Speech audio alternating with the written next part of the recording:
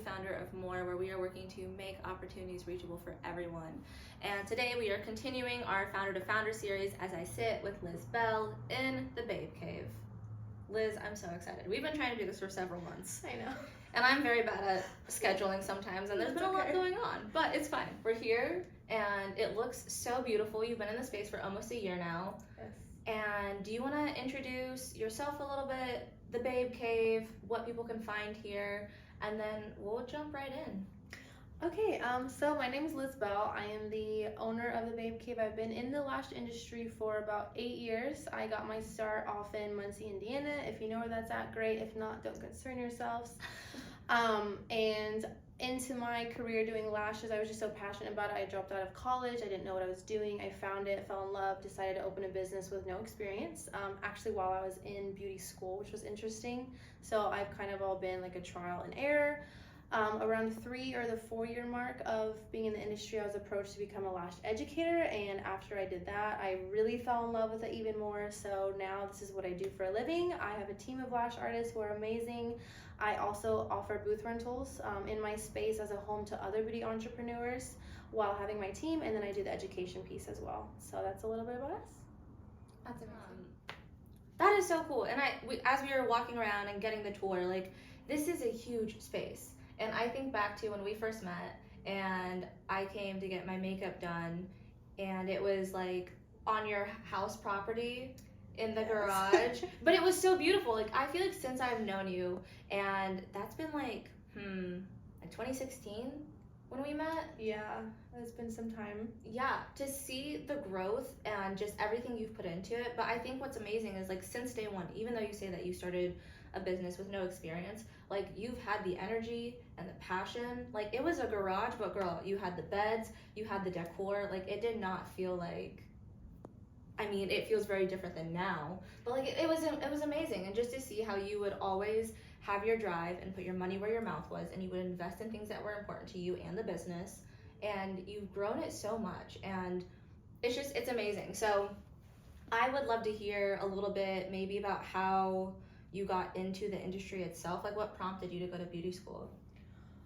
So I honestly was pushing it off for a long time, because when I was in high school, everyone tells you gotta figure out what you want to do, you gotta pick a major, you gotta go off to college. I'm from an Asian household, so it's either law, medical, or engineering, and I never really like felt connected to any of those things, or even college. I hated school. I was always good at high school. I was always in the advanced classes, but I never really hung out with those people in the classes, and I guess I was almost viewed more of like a degenerate in high school, I feel like. So they're pushing you to figure out what you want to do. I had no idea what I wanted to do. All I knew is I wanted to be comfortable, so I Googled who makes the most money out of high school. And then accounting popped up, and I was like, perfect, I'm Asian, I can math. This is gonna go so good. I'm actually horrendous at math. I hate numbers. What I would say I struggle with the most in business is like looking at the numbers and like wanting to understand that, because it's just not fun to me. So I went off to college. I went to IU. I lasted 1 semester, did nothing productive. But when I was in high school, I always wanted to be an artist. I wanted to be a painter and draw specifically. But when I looked at careers, it was either like working for a large marketing firm where you're not really able to express creativity the way you want to, or just hope that something catches popularity and you make it. And that just didn't seem feasible, so that's why I went the college route. And then I talked to one of my parents, and she was like, you're such a creative person, like, you have to do something creative. I was like, you're right, let's do architecture, which also has so much math. I was just gonna say, I feel like you got the creativity, but then you got like a lot of specs. Yeah, so then I transferred to Ball State. That was in Muncie. They're actually ranked number 2. I don't know if they still are now, but I was shocked at that factor. So I went, and I maybe lasted 2 or 3 months before I was like, yeah, this isn't it. So I dropped out. I was just serving tables. That's kind of what I've like always done. And in that time frame, I decided, let's try something else with numbers. So let's sell insurance and gosh. mutual funds to men who are 2 to 3 times my age. This is gonna go great.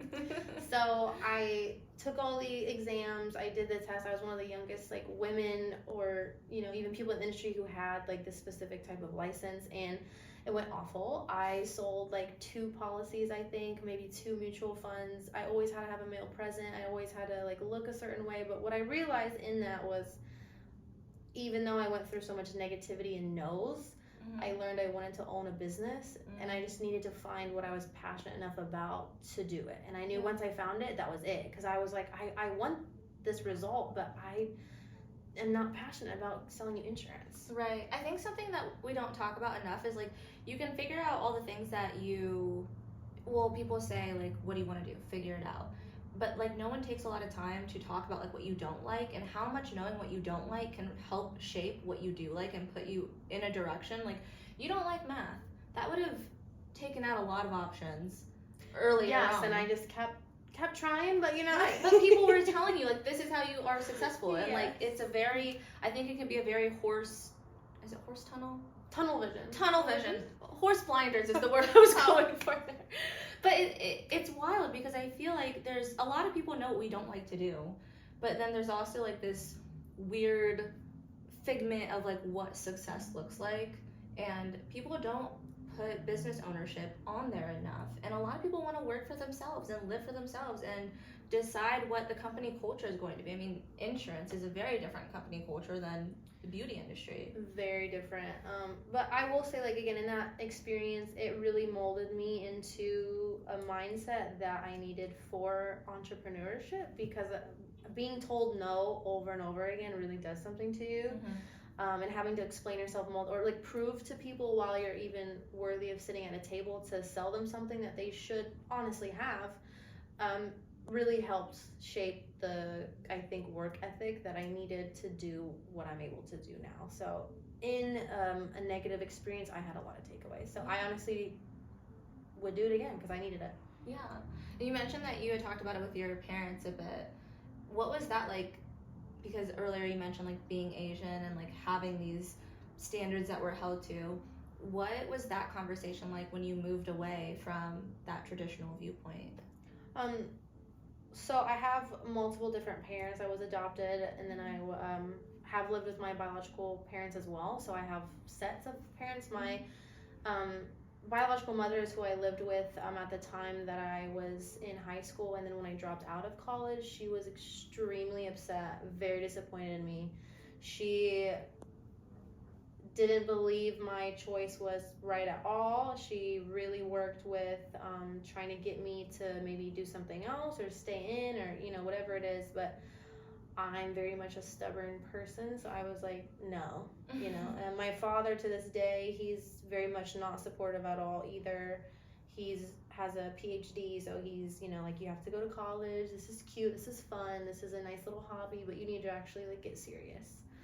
My adoptive mother, however, is a little bit more accepting. I haven't spoke to her like in a while, but she was someone who helped kind of push me into the creative field, and she was one who said architecture.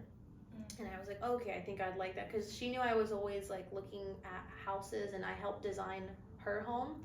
We built it from the ground up, and I put the flooring, I chose the shutter color, the carpet, like every single detail, and it was so much fun.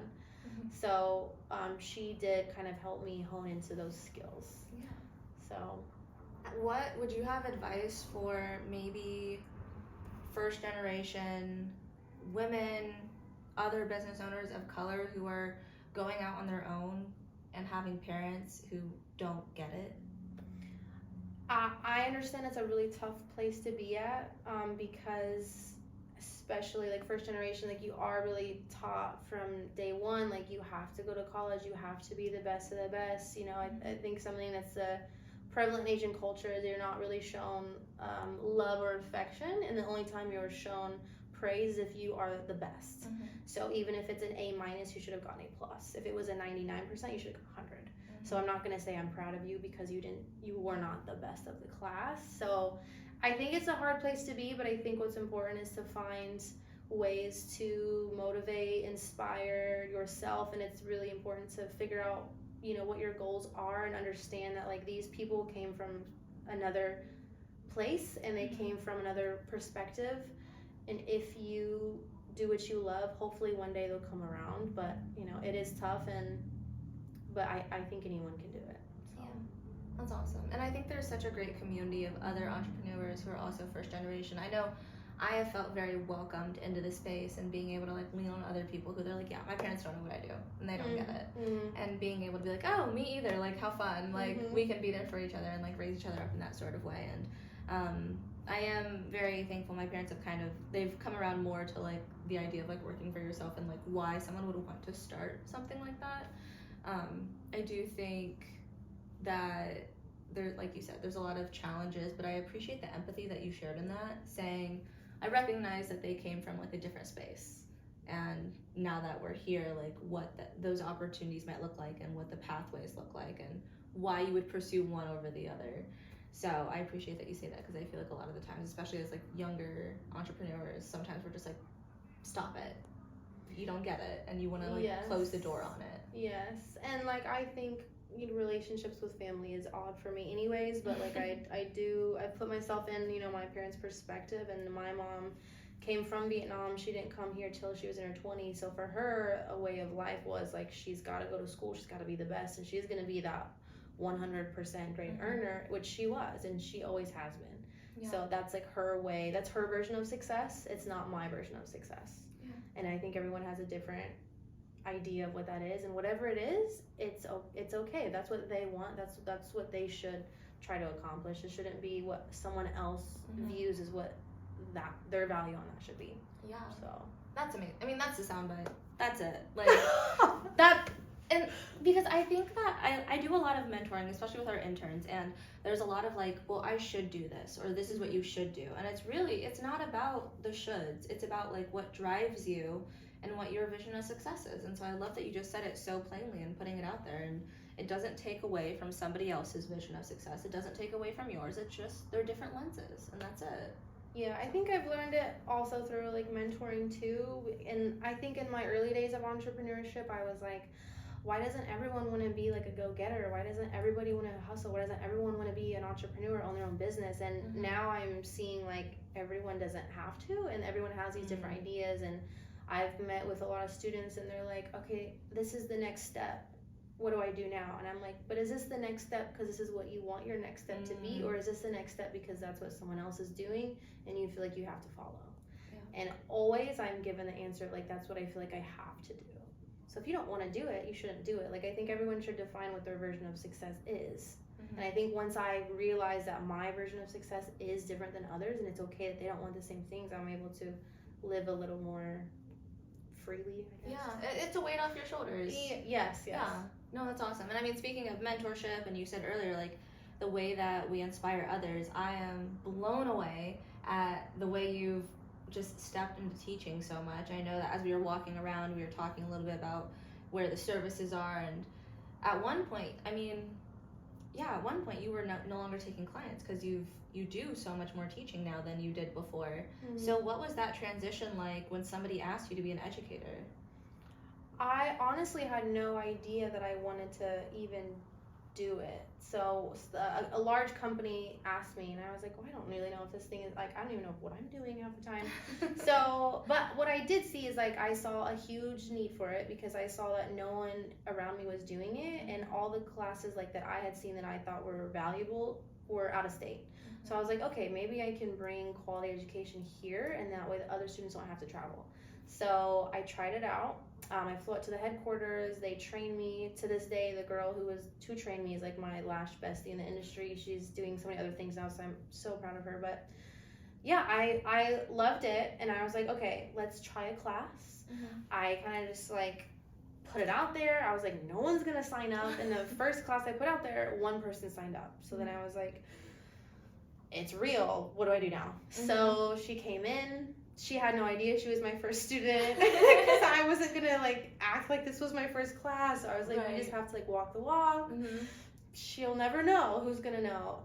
And it went so good, even though I made, like, looking back at it now, I made so many mistakes and I could have done so many things better. But the connection I had with the student was great. I'm still really good friends with this student. Oh, that's awesome. She found so much value in it, and when I saw the impact that the class had on other students and what it did for their self-confidence, that's when I was like, yeah, that this is just more than like a lash class. This is more than like figuring out how to open a business. It's really about like showing this person it's okay to have that version of success and to believe in themselves and like know that they are empowered and supported by someone else. Yeah. Because I didn't have that, so I want to give that to someone. Yeah, well, I feel like you do such a full range of everything that you're teaching, because you're teaching the actual service, and I've seen you post online about how you're going to show them how to market themselves, how to start the business. Was that something that you had learned as well, or is that part of like what you wanted to build out for people who took your classes?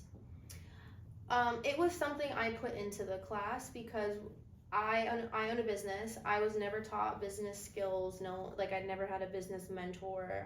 So until last year actually, and I kept trying these things, different things that worked, didn't work, and then I started taking my own classes outside of just technique. And then I was like, I need to give the students this, because even if they're an amazing lash artist, if they don't understand how to market themselves or promote themselves on social media to attract clientele, no one is going to know that they're doing a service. Right. They're not going to make the money. So at this point, it's a hobby. Yeah. A business, I think, is for profit.